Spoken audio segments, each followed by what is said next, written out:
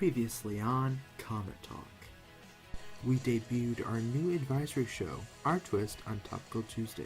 We also plugged Connor Ashlaw's new sports show, CometTalk with Cash Law. Coming up, for our stories of the week, Leland talks about the aftermath of the government shutdown, and Lauren breaks down the polar vortex that literally took our nation by storm. For quick picks, we tell you about the egg that broke Kylie Jenner's record, the Democrats who have already announced their candidacy for the 2020 election, and the tragic incident that happened to Empire star Jesse Simmons. For our hot takes, Lauren points out some interesting flaws in the makeup industry that maybe you didn't know, and Leland talks about the drama-filled Season 2 of Celebrity Big Brother. Now, let's start talking.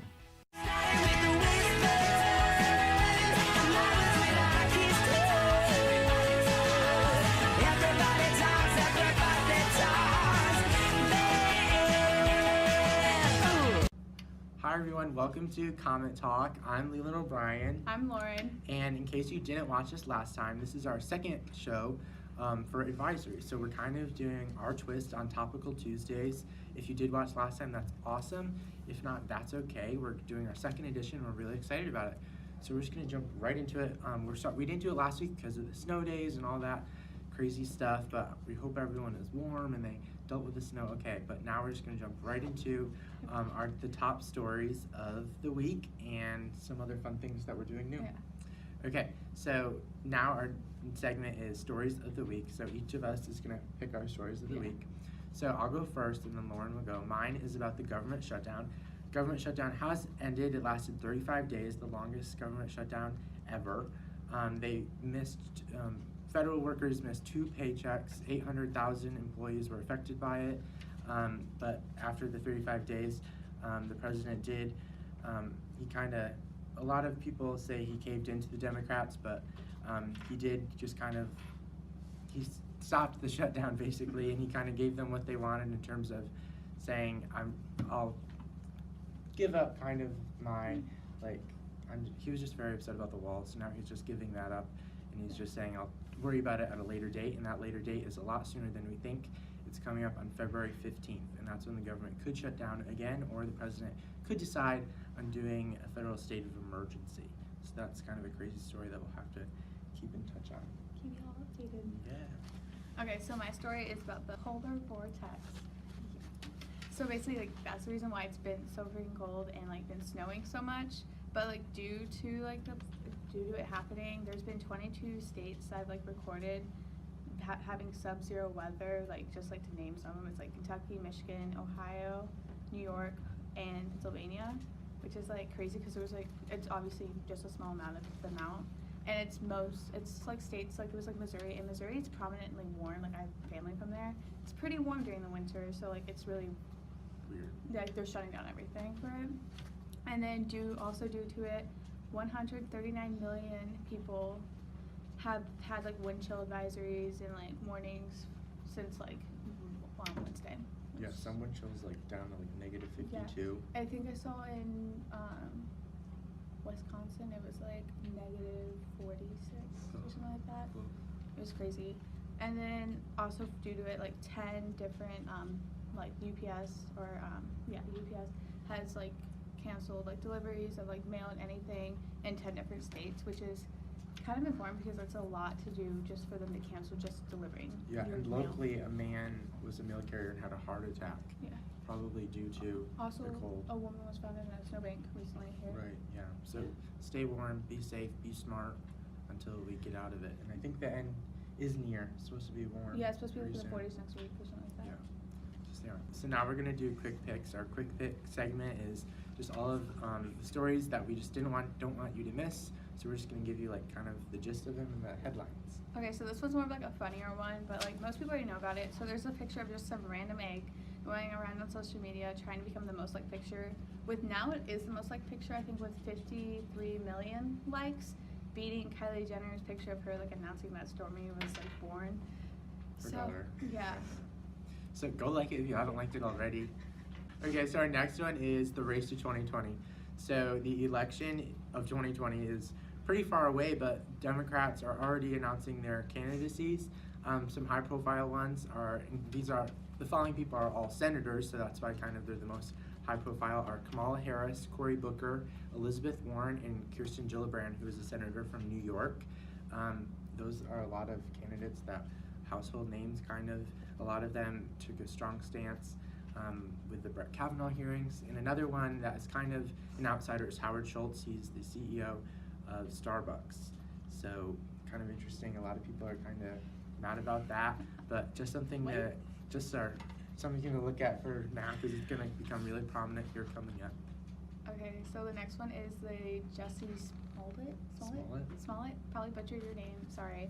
But basically, he plays the character Jamal Loin on Empire, and this Tuesday, he was attacked in Chicago, and he had like racist slurs, homophobic insults thrown at him, and then they also poured an unknown chemical on him, and tied a rope around his neck, and then left.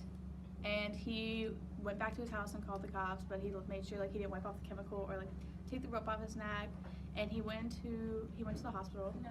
And today he released a statement saying that he was okay and that he was fine, and that they hope he gets people that were responsible for doing this to him. Yeah. So I hope they get justice. Yeah. That's awful. Okay, so our next one, this is our last quickie. Is Election Day. So a lot of people out there, it's kind of like a new movement. They're trying to get Election Day to be a national holiday to get more people to vote. And then it also kind of came to my thoughts that should the day after the Super Bowl be a national holiday if Election Day should be. Election Day has a point because that way you can get people out to the polls to vote. I see the Election Day, but why the Super Bowl? Yeah. Because a lot of people are tired of staying up all night watching the game. Okay, but that's just an excuse for more people to drink and stuff. Okay, that's being true. Oh, I can get drunk. Be responsible. But some No one's people need to sleep. I don't know. What do you guys think? Discuss it with your advisors. That's a fun thing to do. I'd say Election Day should be a national holiday. I think it's a smart move when you have half of the country not even going out to vote in 2016. I think maybe they should do that. I know Mitch McConnell, Senate Majority Leader, says absolutely not. It's just giving them another paid holiday and it's a waste of money and all that.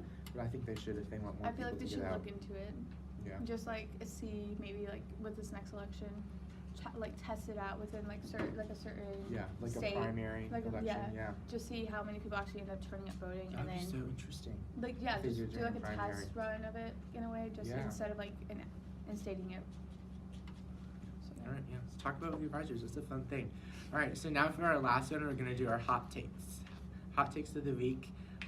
So now we're just gonna go into our little rants, just some things that we really would recommend for you guys. I'm gonna go first. So mine is to watch Celebrity Big Brother. I'm a crazy Big Brother fan. There's a bunch of celebrities in the Big Brother house. For those of you that don't know what Big Brother is, a bunch of people live in a single house in Hollywood, and then there's a bunch of cameras and they all watch them, and it's really exciting, and then they all evict each other, and there's head of household competitions and power vetoes. It's if Survivor and freaking a reality show just came together. Exactly. And I find it so entertaining. I think everyone should give it a chance. Give it a chance. I give it a chance. Ryan Lochte just got evicted. Yeah, he did. So I wanted him gone anyway. So, but the funniest part about that is they bought him a pool. You know, one of those pools that it's just shaped like a hot tub. Yeah. It's an infinity pool. And so it's an infinity pool, and they bought it just for him, and it's probably so much money, and he got evicted on day 13. He only lasted 13 days out of 30. Everybody can use that. If you want to get a nice workout. They're celebrities, aren't. Anyway, okay. Now Lauren's gonna do her hot take. So my hot take is, if you know me, this will make a lot of sense why I'm talking about it, but it has to do within the beauty community, and it's with the inclusivity. I can't even say the word. Inclusiveness? How inclusive the makeup brands are. So this has happened, the main part of it happened last year, but it's still an issue going on. So Rihanna launched her makeup brand Fenty Beauty, and she launched it originally with 40 shades, but recently has added 10 more shades.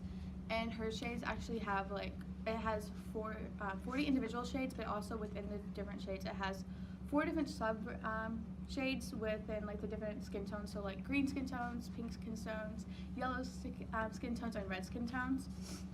And then another brand, Tarte, launched a foundation, and it's a tart-shaped tape foundation.